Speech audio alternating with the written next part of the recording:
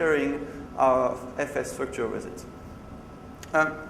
So it has some security implications because we have a root process B which shares its file system structure with an untrusted process A. So that's very scary. And it's kind of like the confused deputy problem I've mentioned before, except it's way worse. It's like a drugged deputy problem. Because right now we know that our trusted root process B is under bad influence. So we have mitigations around that in case something goes wrong. Normally that should be okay, but we never know. It's kind of a scary situation. So what we do is we drop all capabilities but cap C chroot because we need to be able to chroot in the privileged process B. Then we set our limit no file to 0 so that the process cannot open any file. And then we still have this problem of process B sharing its file system structure with untrusted process A. But even if A tries to do something bad, B will not be able to open any file. So that's kind of better. So that's what we did. And then we were very happy because we completely dropped file system access by chrooting to an empty directory. So now that we did that, can we improve the first part of the sandbox? And we could, because the first thing you could think about is just you don't even change UID, but you switch to a single common GID, a single common group. And the good thing with that is since the ptrace check in the Linux kernel is quite tight, it would prevent a sandbox process to ptrace a process outside of the sandbox. And to prevent ptrace among processes inside the sandbox, you can use the dumpable flag that we've mentioned before. But you still have the signal problem because you still have the same UID as non-sandbox process, and you can still send signals to this. So it's far from perfect. But what we did afterwards was using a new PID namespace with clone new PID. And that actually solves many problems. That actually solves all the problems I've mentioned before. And it's really good because we don't even need to have a special GID or a special UID. We don't need to switch UID or GID anymore. So that's very, very convenient. The only problem is it's quite a new feature, and there is an open question as to how secure it is. You can also drop network access. That's an important thing because the thing is, I've mentioned our limit no file, but what can you do if your process cannot get any new file descriptors? It might be a bit too restrictive. So what you can do is have basically the same idea of having another thread which shares its files with your restricted process.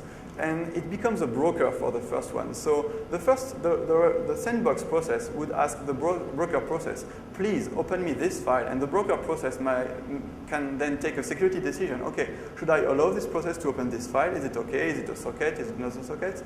And that works very well. You can also use clone new net, which Chris mentioned in vsftpd. And that can be used to cut access to the network completely. So Chromium has been adapted to work with this sandbox. The render of Chromium is sandbox with this. We have actually two versions. There is a Chromium dedicated version, which is more lightweight and uses only the clone FS trick I've just mentioned to get chrooted and clone new PID. So this is the first level sandbox in Chromium. So there is another level of sandbox, which is kind of research by using SecConf. But so this sandbox is quite complex. So SecConf is something, it's quite old now. It has been introduced in Linux 2.6.10. And what it does is you can, so you're running code and you can say, okay, now I want to switch to SecConf mode. And when you switch to SecConf mode, what happens is you can only access 4 system calls. So you can only use read, write, exit, and sig return.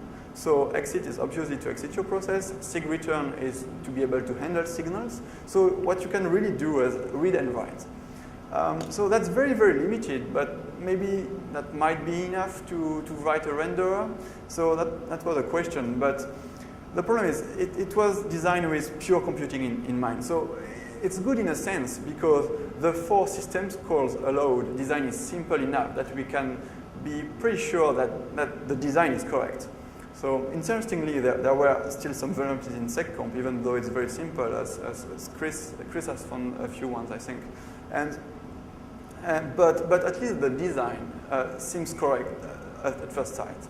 But it's too limited for a browser renderer. And the 2 biggest limitations are that you cannot do any memory allocation. You cannot use mmap. You cannot use brk, which you need to do in a renderer process.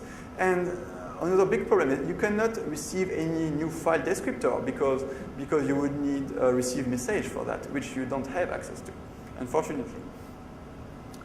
And the good thing with that is since they share the same address space, even memory allocation will work. But that seems a bit odd because you have actually trusted and untrusted code sharing the address space. And I've mentioned at the beginning of the talk that the process was the security boundary in Linux. So what you have to do is quite complex because the trusted code needs to be in read and execute only memory.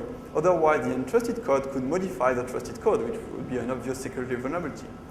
Then the trusted code cannot access any volatile memory because there is another thread running at the same time that could modify this volatile memory that the trusted code is relying on. So this is quite a challenge.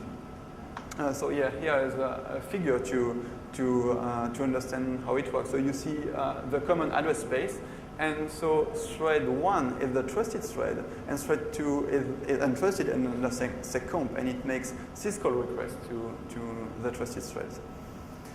So the problem I've mentioned is the no volatile memory constraint. So this one is quite hard because the code has to be written in pure assembly, and the code cannot even use a stack. But this is kind of too restrictive because you actually really want to be able to use volatile memory because many system calls pass pointers to memory such as open. So if you want to validate a call to open, you actually need to read a pointer. You need to dereference a pointer and read the memory there. So that's the first big problem. And the second one, which might or might not be solved by just stopping the untrusted thread when you have to make a security decision, but that's kind of also a complex design. So also another problem is evaluating complex system calls. So the trusted thread is written in pure assembly, so this is quite hard and impossible. So the solution to that is also quite complex. What you have is, in addition to a trusted thread, you also have a trusted process. And the trusted thread, for whatever it can handle, will ask the trusted process to handle that. And the whole design is very complex. I cannot go into many details now, but if you're interested, you can check this out. The code is open.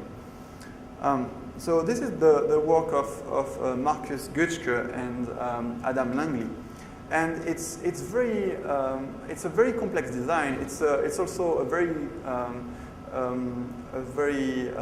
good idea to try to